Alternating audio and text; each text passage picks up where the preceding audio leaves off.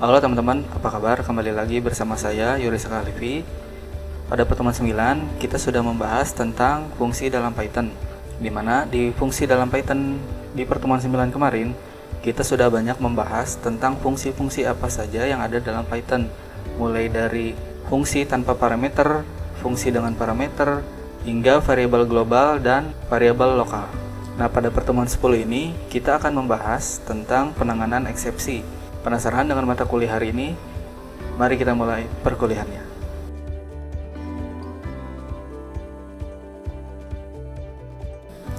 Oke, teman-teman, langsung saja kita mulai ke materi inti kita tentang penanganan exception.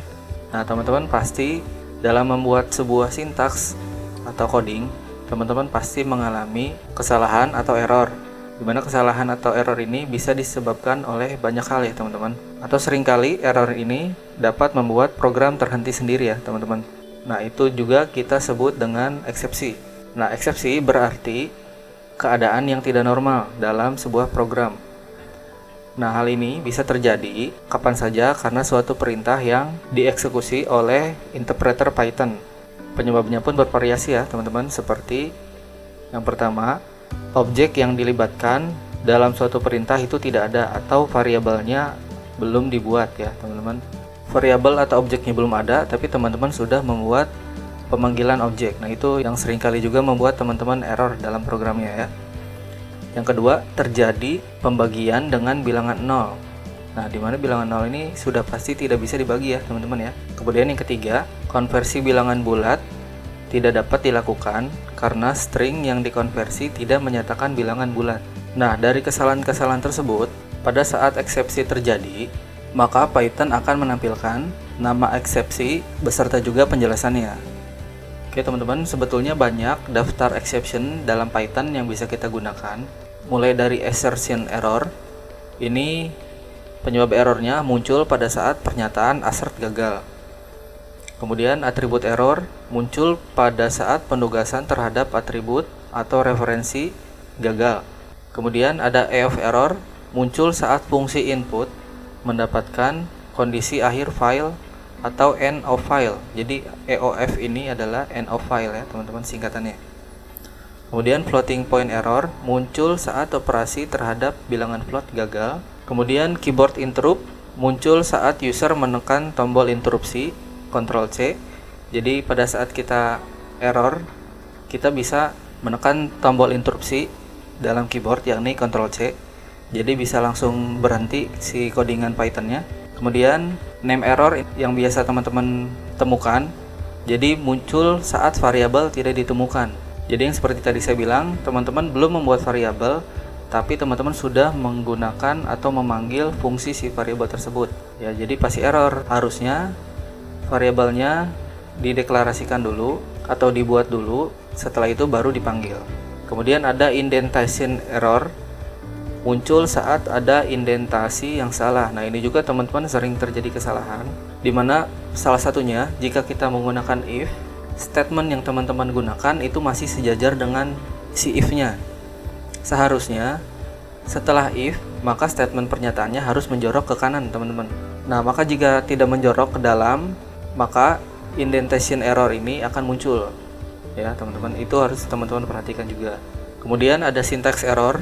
Ini udah pasti ya, muncul oleh parser yang terjadi kesalahan sintaks. Jadi intinya kesalahan sintaks teman-teman ini biasa menghasilkan syntax error ya. Dan masih banyak yang lainnya, sebetulnya kurang lebih ada 30 di dalam modul kita.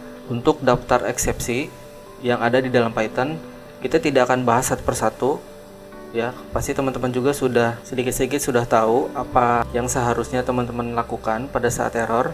Jadi kita langsung saja ke dalam codingan kita. Oke teman-teman, langsung saja kita masuk ke dalam codingan kita. Pertama-tama di sini saya akan mengimport modul sys ya. Di sini modul sys kita gunakan untuk memperoleh jenis eksepsi. Di sini saya juga sudah siapkan beberapa contoh sederhana yang akan kita bahas. Kita beralih dulu ke contoh 1 ya. Di sini saya siapkan contoh 1 yang error. Di sini pasti teman-teman sudah familiar dengan errornya. Jika kita jalankan codingannya, nah maka dia ada tampilan error, syntax error ya, yang tadi sudah saya singgung ya. Syntax error di sini dia terjadi karena sintaks yang invalid atau penggunaan sintaks yang salah. Di sini seharusnya ada titik 2 di belakangnya ya, teman-teman ya. Nah, di sini jika seperti ini aja, pasti dia masih error karena tidak ada lanjutan. Dan si variable x ini belum kita buat atau kita deklarasikan di atasnya. Ya, ini adalah contoh sintaks error ya, teman-teman ya.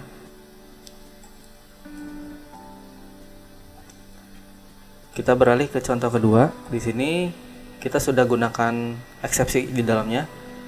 Berbeda dengan contoh yang satu tadi ya. Di sini contoh 2, saya punya list di mana list ini ada yang bernilai string, kemudian ada yang bernilai integer, dan yang ketiga juga sama integer. Nah, di sini saya akan lakukan perulangan for each in list. Nah, di sini saya akan menggunakan try dan except. Nah, try dan except ini dia ada di dalam program Python, di mana try dan except ini berfungsi pada saat kita akan menangani sebuah eksepsi ya. Di dalam try ini codingan kita seperti biasa ya, yang akan kita jalankan. Nah, jika terjadi kesalahan atau error di dalam try ini, maka si except inilah yang akan bertugas selanjutnya, yakni memberikan eksepsi kesalahan di dalam program kita. Nah, di dalam program kita juga biasanya kan ini kesalahannya by system ya, teman-teman ya. Nah, di sini kita bisa menampilkan error dengan bahasa kita nih, teman-teman nih. Jadi ini bisa kita ganti nih si error-error itu dengan si eksepsi ya. Nah, di sini kita try, coba ya. Print masukkan each ini R sama dengan 1 dibagi integer each. Jadi nanti 1 dibagi string A, 1 dibagi 0, 1 dibagi 4. Nah, bagaimana program kita akan jalan? Kita running aja ya, langsung kita jalankan. Kemudian kita jalankan lagi. Nah, ini adalah hasilnya. Masukkan A ya, jadi ini kita akan coba dulu string A ini masukannya. Kemudian ternyata di string A ini ada kesalahan. Kesalahannya karena dia tidak bisa dibagi dengan angka 1. Maka dia akan menampilkan value-nya error.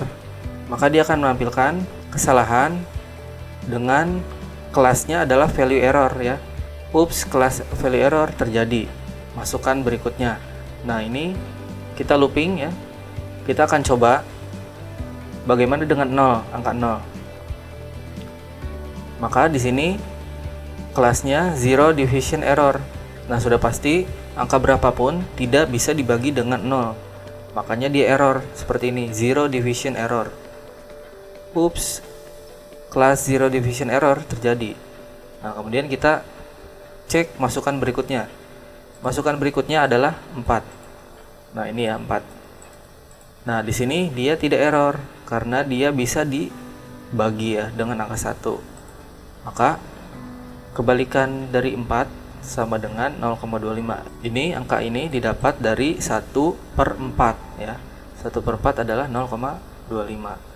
Jadi seperti itu. Di dalam codingan try, ini codingan kita seperti biasa ya. Kita bisa menggunakan break di dalamnya. Kemudian, jika terjadi kesalahan, dia akan dilempar ke dalam si except ini. Nah, kemudian dia akan berhenti ya codingannya, jadi tidak menampilkan si print kebalikan dari ini karena dia sudah error nih di sini nih, sudah terjadi error. Kecuali dia tidak error, try-nya berjalan, maka dia akan menampilkan hingga sampai bawah ya, teman-teman. Maka dari itu yang print kebalikan dari bla bla bla dia muncul pada saat masukkan 4 yang tidak error. Seperti itu ya, teman-teman ya. Kita beralih ke contoh ketiga.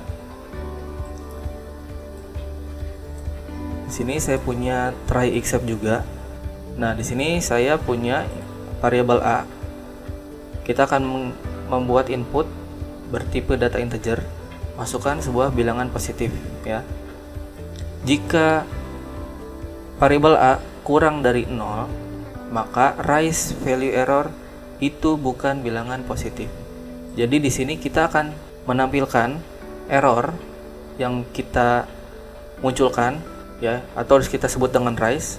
Kemudian kelas error yang akan kita panggil adalah value error dengan caption atau nilai itu bukan bilangan positif jika nilai A ini kurang dari 0 ya, kurang dari sama dengan 0. Nah, jika terdapat kesalahan di dalam try ini atau error ya, maka value error akan dipanggil.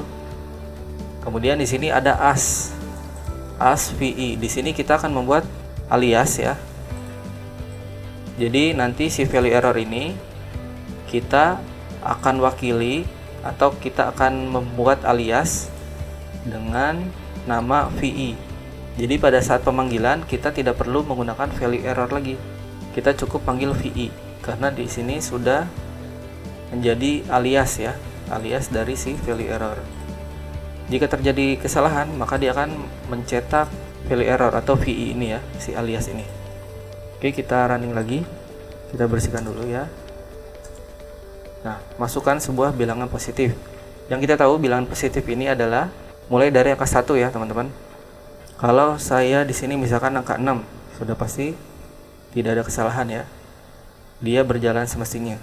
Bagaimana jika kita misalkan minus ya, minus 8 inputannya. Kita enter. Nah, ini itu bukan bilangan positif ya. Jadi di sini juga kita bisa membuat value error ya di sini. Kita akan tampilkan value errornya dengan caption atau nilai yang kita berikan. Kemudian ini contoh 3.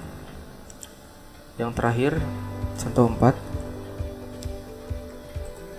Oke, di sini saya mempunyai variabel A dan B, di mana masing-masing A dan B ini kita akan input sebuah masukan ya yang bertipe data integer. Ya, jika salah maka dia akan value error dan mencetak print harus bertipe data numerik ya, bertipe numerik. Kemudian sys.exit. Nah, di sini sys.exit ini dia akan menghentikan semua running program. Dengan kata lain, dia tidak akan melanjutkan proses output dari coding kita walaupun di bawahnya ada coding lagi ya, teman-teman ya. Jadi dia bakal berhenti di situ. Kemudian di sini jika programnya tidak error, maka dia akan menampilkan hasil sama dengan A tambah B. Kemudian kita tampilkan hasil penjumlahan hasil ya. Kita running dulu. Nah, ini misalkan masukkan nilai A, ini kondisinya kita true ya, tidak ada kesalahan. Nah, ini hasilnya. Jika tidak ada kesalahan, dia akan muncul sampai dengan bawah. Nah, bagaimana jika ada kesalahan? Misalkan di sini saya kasih nilainya input integer ya, benar. Tapi di nilai B, misalkan saya inputnya string G, misalkan ya. Nah, dia langsung berhenti. Di sini nilai harus bertipe numerik. Dia tidak menjalankan sampai bawah. Nah, bagaimana jika kita langsung beri masukan nilai A itu string? Misalkan saya kasih nilai U. Kita enter. Nah, langsung ada muncul error ini ya. Nilai harus bertipe numerik. Dan bahkan tidak ditampilkan input B sama sekali ya. Jadi dia langsung berhenti di sini. Dan menampilkan nilai harus bertipe numerik. Seperti itu ya, teman-teman ya. Jadi ini beberapa contoh yang bisa teman-teman gunakan untuk penanganan eksepsi yang sederhana yang bisa teman-teman terapkan dalam proyek teman-teman ya. Oke teman-teman, itu dulu materi untuk pertemuan kita di pertemuan 10 tentang penanganan eksepsi. Di pertemuan berikutnya, yakni di pertemuan 11, kita akan membahas tentang Object Oriented Programming atau OOP di dalam program Python. Di mana OOP ini yang kita tahu suatu metode pemrograman yang berorientasi kepada objek. Nah, itu kita akan bahas di pertemuan berikutnya ya teman-teman ya. Jadi stay tune di channel ini. Sampai jumpa di pertemuan berikutnya.